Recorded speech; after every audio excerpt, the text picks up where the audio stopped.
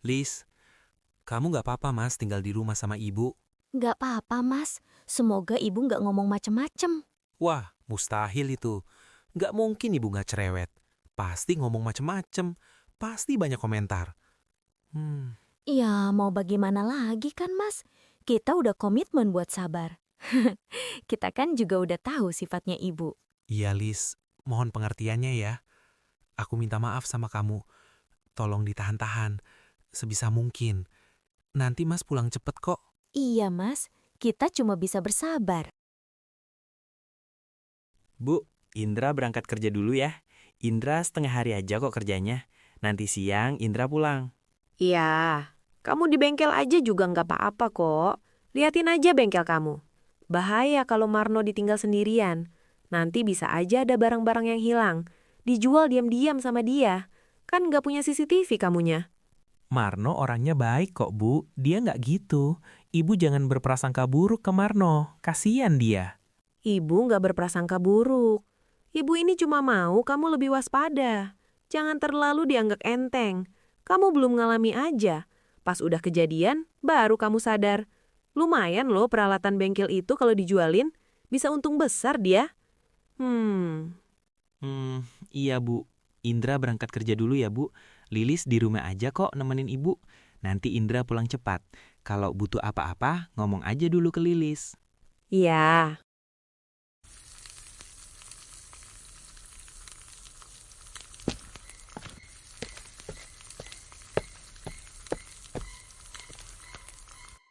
Matahari sudah setinggi tiang jemuran, tapi dapur masih bau amis. Jam segini baru masuk dapur kamunya. Belum beres-beres, belum masak-masak. Bangun jam berapa kamu, Lis? Subuh tadi Lilis sudah bangun kok, Bu. Lilis juga sudah bikin teh sama bikin gorengan buat sarapan. Sarapan kok gorengan? Ide dari mana kamu kayak gitu? Pagi-pagi kok dikasih sarapan yang nggak sehat, yang nggak ada nilai gizinya. Kasian banget sih Indra, pagi-pagi disuguhkan gorengan. Nggak mikir kamu itu. Bukan begitu, Bu. Mas Indra yang selalu dibikinin gorengan, Bu. Mas Indra sukanya sarapan tahu isi sama telur rebus. Lilis juga bikinin buat ibu kok. Kalau sarapan, Indra itu sukanya mie kuah kaldu udang, bukan gorengan. Ibu ini tahu, kan ibu puluhan tahun besarkan dia. Kalau Indra ngomong suka gorengan, paling karena Indra itu nggak enakan orangnya. Jadi ya terima apa adanya aja. Capek-capek cari uang, cuma dikasih sarapan gorengan. Ibu juga nggak mau makan gorengan. Sudah berminyak, nggak bergizi sama sekali, nggak sehat buat badan. Maaf ya Bu, nanti Lilis tanyain Mas Indra buat sarapan besok. Lalu ibu mau sarapan apa sekarang? Apa mau mie kuah kaldu udang? Kalau pagi itu bagusnya ya sarapan bubur. Komplit. Ada protein, ada karbohidrat. Bukannya gorengan yang kayak kamu buat itu. Harusnya kamu tahu itu. Sedikit-sedikit belajar tentang kesehatan. Jangan malas belajar. Iya, Bu. Lilis carikan dulu ya buburnya. Biasanya ada kok mamang bubur di depan gang. Dulu sebelum subuh, ibu pasti sudah siap itu semua sarapan. Nggak serba mendadak kayak kamu ini. Hal-hal yang sepele ini aja kok kamu nggak bisa mikir. Maaf ya, Bu. Mulai besok, Lilis bikinin ibu sarapan bubur. Untuk sekarang, biar Lilis beli dulu buburnya. Ibu mau sarapan bubur kan? Yang bilang ibu mau sarapan bubur itu siapa? Loh, tadi ibu ngomongin bubur. Iya, ibu tadi ngomongin bubur. Tapi bukan berarti ibu mau sarapan bubur sekarang. Kamu ini kok banyak tanya? Nggak satset kamu ini. Jadi ibu mau sarapan apa sekarang? Biar Lilis belikan. Sebenarnya ibu ini kurang suka banyak omong, banyak drama. Ibu itu sukanya yang satset. Kesannya ibu ini jadi orang yang minta-minta. Padahal kan ibu nggak minta-minta. Iya, ibu nggak minta-minta kok. Kalau boleh tahu, ibu mau sarapan apa sekarang? Biar Lilis carikan. Ya sudah, ibu mau nasi kuning aja kalau gitu. Harus pakai bumbu merah, lauknya ayam, tapi jangan yang ayam goreng. Sambelnya dipisah. Oh gitu. Lilis belikan dulu ya, Bu. Depan gang ada kok yang jual. Di pagi itu, Setelah terjadinya drama kecil, Lilis pun bergegas membelikan ibu mertuanya nasi kuning. Ya ampun, pagi-pagi ibu mertua sudah bikin kesel. Omongannya nyakitin banget. Ngomongin sarapan bubur, tapi dia malah minta nasi kuning. Sabar. Semoga aku bisa selalu kuat sama kelakuan ibu mertua yang kayak gitu. Dateng-dateng malah ngerepotin, malah bikin kesel. Semoga ibu cepat pulang.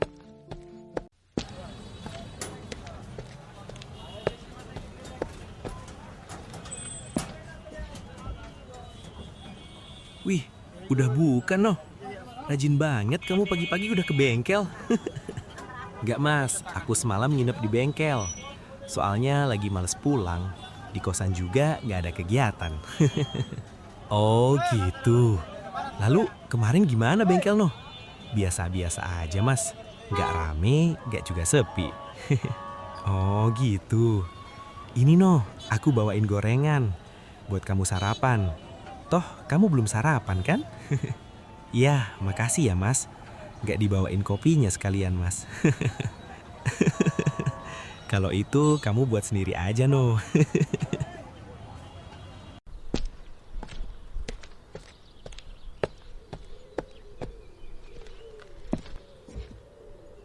Nek, Lilis beliin nasi kuningnya 1 porsi.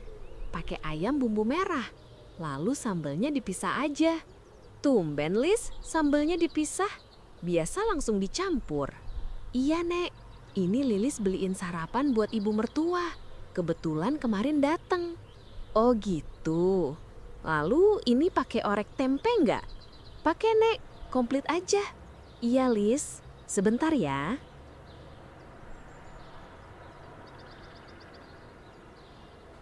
Ini Lis, nasinya. 15.000 ya Nek? Iya Lis, seperti biasa. Terima kasih ya Lis. Sama-sama Nek.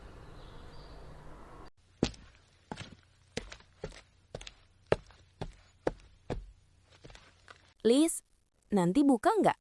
Mau beli gorengan nih, buat cemilan tukang. Kasian kalau nggak dikasih cemilan. Insya Allah buka, Bu. Pokoknya habis ngurusin mertua, Lilis langsung siap-siap buka warung kok. Oh iya, ada mertua kamu datang ya? Gimana Lis? Aman nggak di rumah? Wah, sangat mengerikan Bu omongannya. Padahal baru semalam, tapi udah bikin kepala mendidih. Bu, yang sabar ya Lis. Terkadang kita emang dapat mertua kayak gitu. Biasanya orang yang kayak gitu umurnya panjang Lis. Iya Bu, semoga mertua aku bisa berubah ya sikapnya. Amin. Sekalipun itu sulit. Ya udah Lis, nanti siang aku ke warung ya. Ini aku mau beli beras dulu. Iya Bu.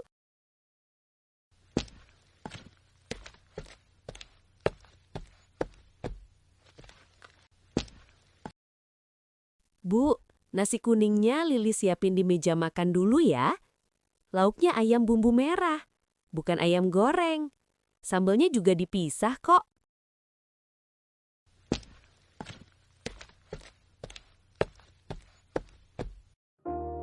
Ya Allah, kenapa ibu cuekin aku begitu?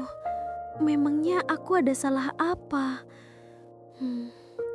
Semoga aku bisa terus-terusan bersabar. Kamu lama banget pulangnya, Lis. Cuma beli nasi kuning gini aja lama banget. Ngerumpi dulu kamu ya? Kebiasaan kamu itu. Enggak kok, Bu. Lilis tadi langsung pulang. Silakan dimakan, Bu, sarapannya. Mumpung masih hangat. Kamu tahu nggak? Ini jam berapa, Lis? Jam 9, Bu. Memangnya ada apa, Bu? Kalau jam 9 gini, ya bukan sarapan dong namanya. Aneh kamu itu. Kalau sarapan itu ya pagi-pagi, nggak jam segini. Makanya kalau bangun itu sebelum subuh. Jadi setelah subuh itu sudah siap semuanya. Jadi semuanya bisa sarapan. Nggak serba mendadak gini. Gimana sih kamu ini? Oh iya Bu, mohon maaf. Mulai besok Lilis siapin sarapan pagi buat Ibu. Kurang inisiatif ya gitu. Ya Allah, kenapa ya ibu mertuaku seperti itu? Pasti ada saja yang salah menurut dia. Entah masakan yang kurang enak, rumah kurang rapi, aku dibilang kurang perhatian. Selalu saja kurang. Padahal aku sudah berusaha sebaik mungkin. Tapi di mata beliau, aku seperti menantu yang tak pernah cukup baik. Rasanya ingin membalas, tapi aku takut dianggap tidak sopan. Jadi aku cuma diam, tersenyum, padahal hati ini perih. Kata-katanya seperti jarum kecil tidak berdarah, tapi sakitnya lama.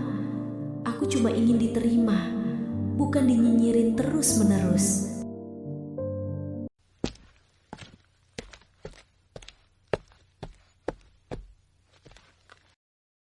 Tadi berapa harga nasi kuningnya, Lis? Murah kok, Bu. 15.000. Oh, pantes. Memangnya kamu belikan ibu nasi itu ikhlas nggak? Ikhlas kok, Bu. Memangnya kenapa ya, Bu? Kurang enak ya menurut Ibu? Yah, mau berharap apa sama nasi kuning yang harganya cuma 15.000? Nasinya pucat, rasanya kurang gurih. Tekstur nasinya lembek, kayak makanan hewan. Masa mie gorengnya pakai mie keriting? Lalu bumbu merahnya kurang berasa. Kayak cuma air aja dikasih sumba merah. Menyesal ibu makannya. Maaf ya Bu, di kampung ini cuma itu nasi kuningnya. Nggak ada lagi yang jualan nasi kuning. Lain kali kamu belinya di depot, bukannya di warung pinggiran. Udah bisa ketebak kalau rasanya itu nggak enak. Maaf ya Bu, Lilis nggak tahu. Soalnya Lilis terbiasa beli di situ, tempat langganannya Mas Indra. Mengecewakan. Loh, bilangnya nggak enak. Tapi kok habis gini nasinya? Mana piringnya bersih lagi? Ya Allah, mertuaku kok kayak gini ya? Semoga ibu mertuaku bisa berubah. Siang itu, Lilis kembali membuka warung gorengannya setelah kemarin libur. Dengan nafas lega, ia menyalakan kompor dan mulai menggoreng bakwan serta pisang. Aroma hangat pun kembali memenuhi teras rumahnya. Siang ini, Lilis ingin fokus berjualan, berharap tidak ada komentar pedas dari ibu mertua.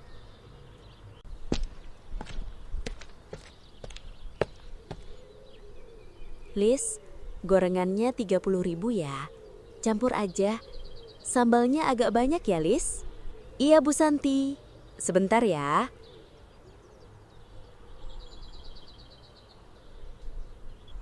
Makasih ya, Lis. Bakwannya ini yang favorit para tukang di rumah. Iya, Bu. Sama-sama.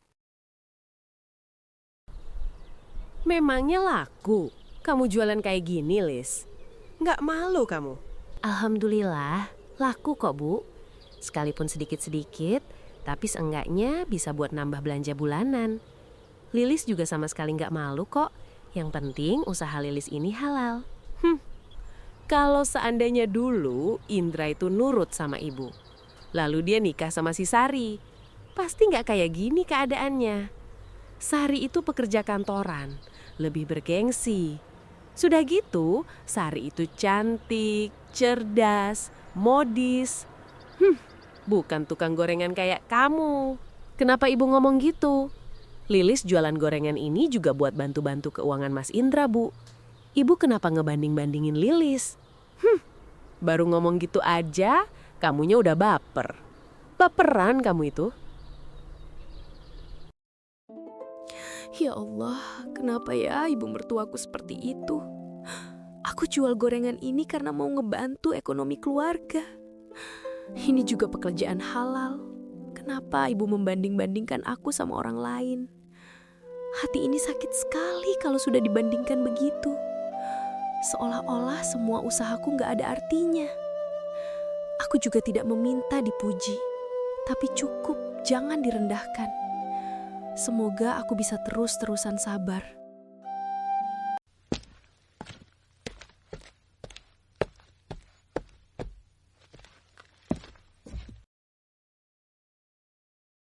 Loh, ada apa, Lis? Kok kamu kelihatannya habis nangis?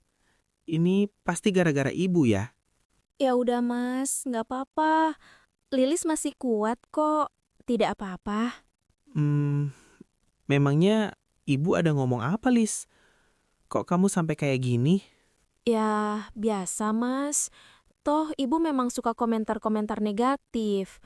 Lilisnya aja yang terlalu baper. Tidak apa kok Mas. Ya sudah, biar aku ngomong ke ibu. Ibu tidak sepatutnya seperti itu. Tidak usah Mas. Lilis nggak mau Mas ribut sama ibu. Nggak enak juga didengar sama tetangga. Lilis tidak apa kok Mas. Ya sudah, nanti kalau ibu ngomong macam-macam lagi, langsung ngomongin ke Mas ya. Jangan diam aja. Iya Mas.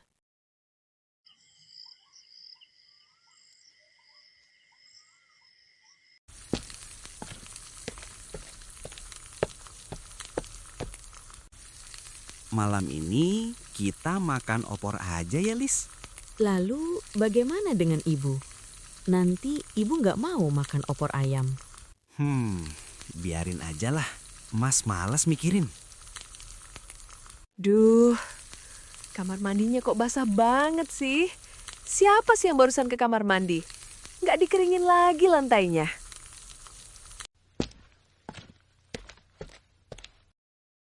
Ada apa, Bu? Kok tiba-tiba ibu marah-marah gitu?